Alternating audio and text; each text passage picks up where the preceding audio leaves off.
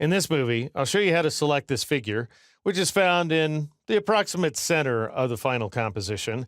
And along the way, I'll show you how to use each of Photoshop's 3 selection tools. All right, so I'll go ahead and switch over to this Fotolia image right here, and I'm going to zoom in on it as well. And the first thing I want to do is select just a general region of this image because there's no reason to bring over the entire thing. Most of it is just sandy background. So I'll go ahead and select this approximate area here. And I'll go ahead and jump it by pressing Control J or Command J on the Mac. But if I do that, then I'm going to jump the selection to an unnamed layer. That is to say, it's going to be auto-named layer 1. What if you want to name the layer as you jump it? Well, in that case, I'll go ahead and press Control Z or Command Z on the Mac to undo that change. And I'll press Control Alt J or Command Option J on the Mac.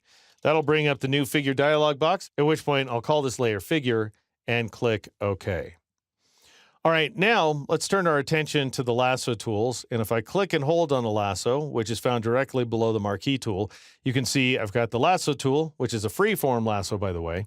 We've got the polygonal lasso tool, and we have the magnetic lasso tool.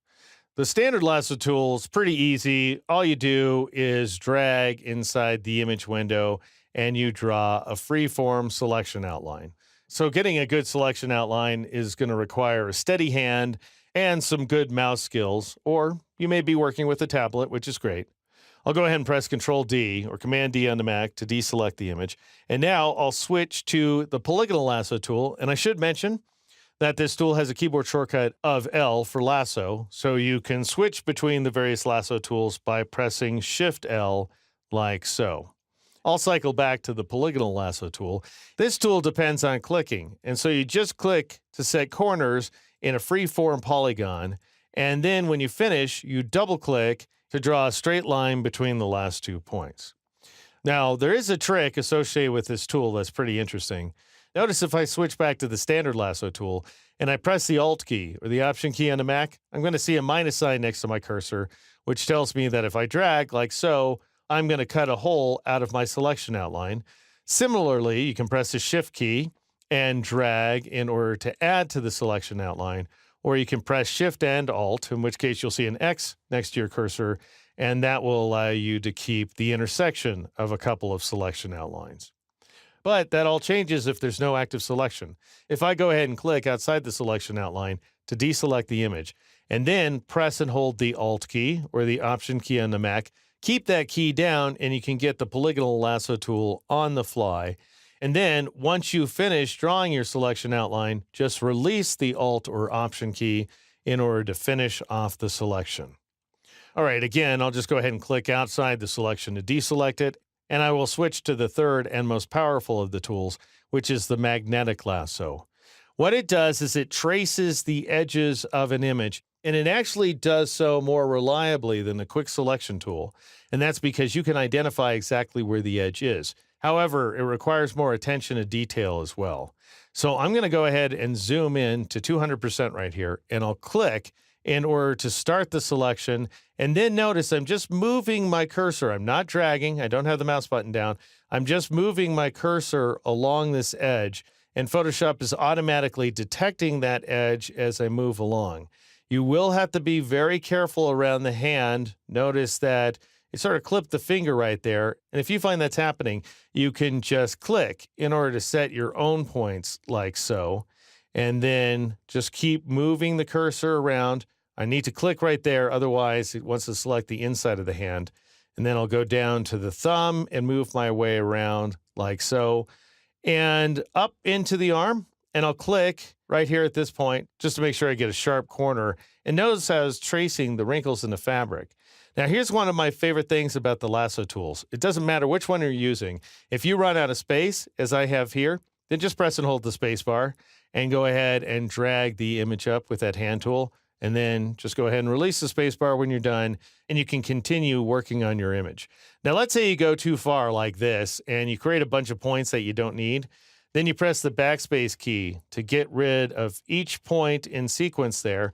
And I'll move my way back over here and press the backspace key a couple of times to get rid of those 2 points. That would be the delete key on the Mac. So the backspace or delete key is always going to get rid of that last point that either you or Photoshop created. All right, now I'm kind of clicking my way around this foot because I don't want to end up selecting that shadow that's going down that dune. That's not going to do me any good. And you'll see how we can draw our own custom shadow using the standard lasso tool in a future movie. But for now, I'm just going to move my way up the side of this woman's body, and then I'll press and hold the space bar and drag her down like so, and then continue to move my cursor up along the inside. I'll click there at the corner of her arm and her back there, and I'll click to make the knuckle, and I'll just kind of click around the hand a little bit. So again, if you need points, just go ahead and click to create them. And Photoshop does a really good job, actually, of smoothing out the transitions between one point and the next. Right there, that's a problem. So I'll press the backspace key or the delete key on the Mac to get rid of that point. So what's happening here is that the magnetic lasso is having problems telling exactly where the edge is. And I'm going to have problems along the top of the hat as well. So I'm going to have to click a bunch of times. These highlights that are on top of the shadows are kind of murder where this specific image is concerned. And I'm almost done. As soon as I come home to the very first point, I'll see a little circle next to my cursor, at which point I can click in order to close my selection outline, at which point Photoshop draws marching ants around the figure. Now what we need to do is convert that selection outline into a layer mask. So make sure the figure layer is selected and then drop down to the Add Layer Mask icon at the bottom of the Layers panel and click on it. And then you can right-click inside the image window with that lasso tool and choose Duplicate Layer, and then just go ahead and set the document to whatever the name of the image you're working on is. In my case, it's called Brighter Desert, and then click OK. And now if you switch over to that image, you will see the figure ready and waiting for you, possibly in completely the wrong location, in which case you can go ahead and select the Move tool from the top of the toolbox and drag her to a happier place. And that's how you use each of the three lasso tools, including the freeform lasso, the polygonal lasso tool, and finally the magnetic lasso tool here inside Photoshop.